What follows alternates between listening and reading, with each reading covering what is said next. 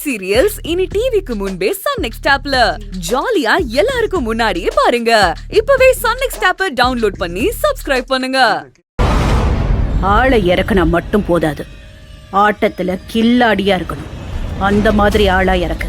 ஆளெல்லாம் நம்ம கிட்ட தயாரா தான் இருக்காங்க. கபடினா உசுரே கொடுப்பானுங்க.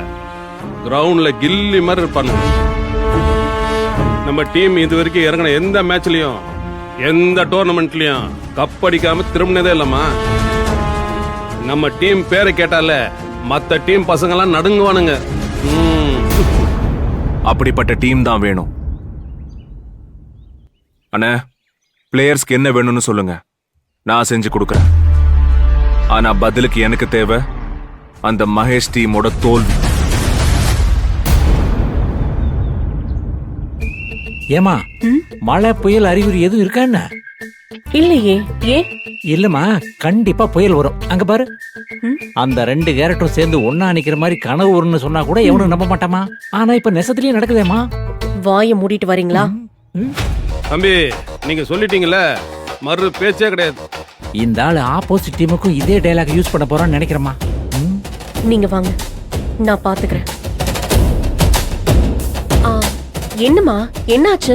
கபடியை பத்தி ஏதாவது பேசிட்டு இருக்கீங்களா? கபடி பத்தி இல்ல, கபடியில ஜெயிக்கிறத பத்தி. ஓ, அந்த மகேஷ் டீமை ஜெயிக்கிறதுக்கு நீங்க என்ன பண்ணுவீங்களோ ஏது பண்ணுவீங்களோ எனக்கு தெரியாது.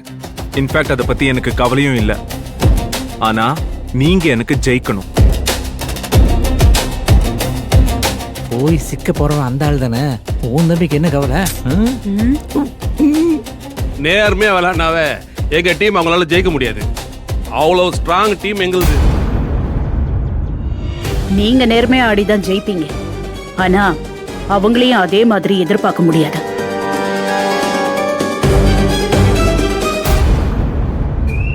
எப்படினாலும் ஜெயிச்சா போதுன்னு நீங்க யோசிக்கிற மாதிரி தானே அவங்களும் யோசிப்பாங்க.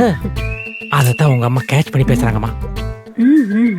இங்க பாருங்க, அந்த அன்புக்கு உடம்பு சரியில்லை அது இதுன்னு அவங்க ஏதாச்சும் ஒரு காரணத்தை சொல்லி அவங்க மேட்சை டிராப் பண்ண பாப்பாங்க. ஆனா மேட்சை மட்டும் நிறுத்தவே கூடாது. சரிங்க தம்பி.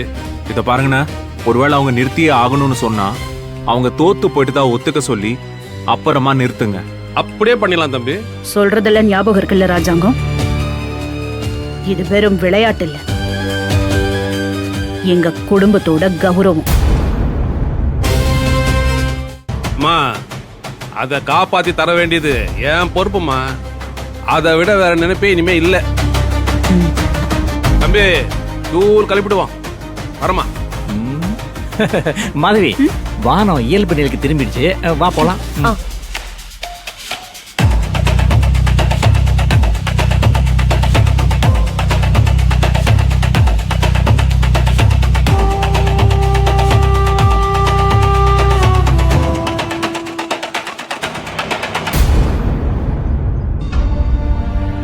சார்.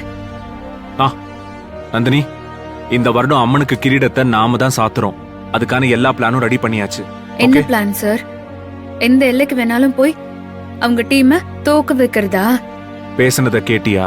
கேட்க வேண்டிய சூழ்நிலை ஆயிடுச்சு. திட்டம் போட்டெல்லாம் கேட்கல. எதுக்கு சார்? எதுக்கு இவ்ளோ கோவம் உங்களுக்கு? என்னால தானே. நான் செஞ்ச சிலையை உடைச்சிட்டாங்க தானே. அது அன்பு நிச்சயமா பண்ணிருக்க மாட்டாரு சார்.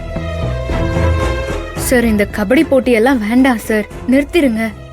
மகேஷ் சார் கிட்ட பேசுங்க, உங்களுக்கு உண்மை புரியும். நந்தினி, ப்ளீஸ், போதும். இதுக்கு மேல இத பத்தி பேசாத. நான் எதுவும் பண்ணல சார். நீங்க தப்பு பண்ணும்போது நான் சொல்லணும்னு நினைக்கிறேன். அன்பங்க உயிருக்கு போராடிட்டு இருக்காரு. முதல்ல அவரை போய் பார்த்துட்டு வரலாம். எவனையும் பார்க்கறதுக்கு நான் வரமாட்டேன். அவன் செஞ்ச தப்புக்கு தான் அவனுக்கு கடவுள் தண்டனை கொடுத்திருக்காரு. அனுபவிக்கட்டும்.